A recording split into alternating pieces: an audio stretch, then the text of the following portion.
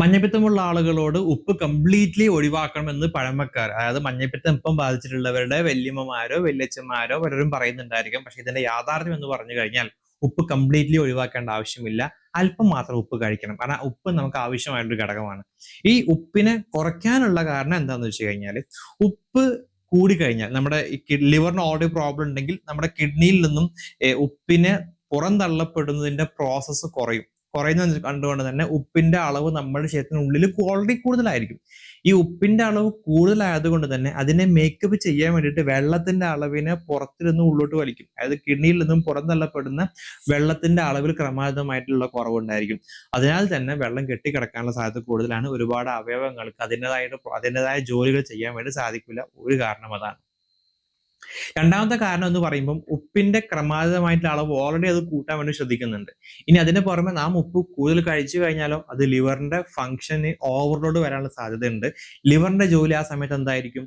Hepatitis എന്ന് പറയുന്ന ഒരു അസുഖത്തെ ചികിത്സിക്കുക എന്നുള്ള ജോലിയാണ് ലിവറിന് ആ സമയത്ത് ഉണ്ടായത്. പക്ഷെ ഈ പറഞ്ഞ പ്രകാരം ഉപ്പ് കൂടുതൽ എടുത്തു കഴിഞ്ഞാൽ ലിവറിന് അത്തരം ജോലികൾ ചെയ്യാൻ വേണ്ടി സാധിക്കില്ല.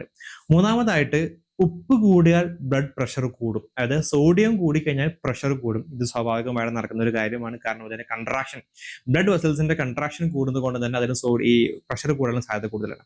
പക്ഷെ പ്രധാനമായിട്ടും കൂടുന്ന എവിടെയാന്ന് പറഞ്ഞു കഴിഞ്ഞാൽ ലിവറിന്റെയും ദഹന വ്യവസ്ഥയിലെയും കണക്ട് ചെയ്യുന്ന ഒരു പോർട്ടൽ സിസ്റ്റം ഉണ്ട്.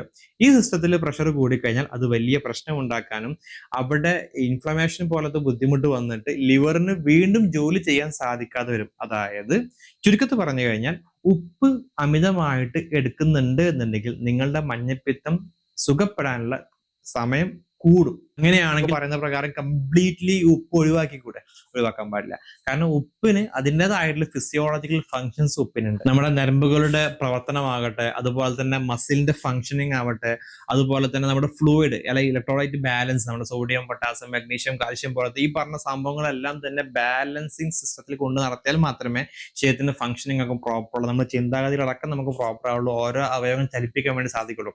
നമുക്ക് ഉപ്പ് ആവശ്യമാണ്. അപ്പം ഒരു കാര്യം പറയാനുള്ളത്, വലിയച്ഛന്മാരോ പലർക്കും പറയുന്ന കാര്യങ്ങൾ ശരിയാണ്. പക്ഷെ കംപ്ലീറ്റ് ആയിട്ട് നിങ്ങൾ ഒഴിവാക്കുകയാണെന്നുണ്ടെങ്കിൽ നിങ്ങളുടെ തടിക്ക് ക്ഷീണം പിടിക്കും. ക്ഷീണം പിടിച്ചു കഴിഞ്ഞാൽ അസുഖത്തെ സുഖപ്പെടുത്താനുള്ള കഴിവ് തടിക്ക് ഉണ്ടായിരിക്കില്ല. ഭയങ്കരമായിട്ട് ക്ഷീണം പിടിക്കും, ട്രിപ്പ് ഇടേണ്ടി വരും. ഓക്കെ, അപ്പോൾ ഉപ്പ് കംപ്ലീറ്റ്ലി ഒഴിവാക്കേണ്ട, അല്പം മാത്രം ഉപ്പ് കഴിക്കാവുന്നതാണ്. പക്ഷെ ഉപ്പ് കഴിക്കാവുന്ന അളവിനെ പറ്റി പറയുമ്പം ഏതാണ്ട് 2 gram, I mean 2000 milligram sodium നിങ്ങൾക്ക് കഴിക്കാവുന്നതാണ്. ശ്രദ്ധിക്കുക, ഉപ്പ് വെജിറ്റബിൾസിലും ഇത് അടങ്ങിയിട്ടുണ്ട് ആക്ച്വലി. അപ്പൊ അതൊക്കെ ഒഴിവാക്കിയിട്ട് വേണമെങ്കിൽ നമുക്കൊരു 1000 മില്ലിഗ്രാം ഉപ്പിനെ ഒരു ദിവസം എന്ന രീതിയിലേക്ക് കഴിക്കാവുന്നതാണ്.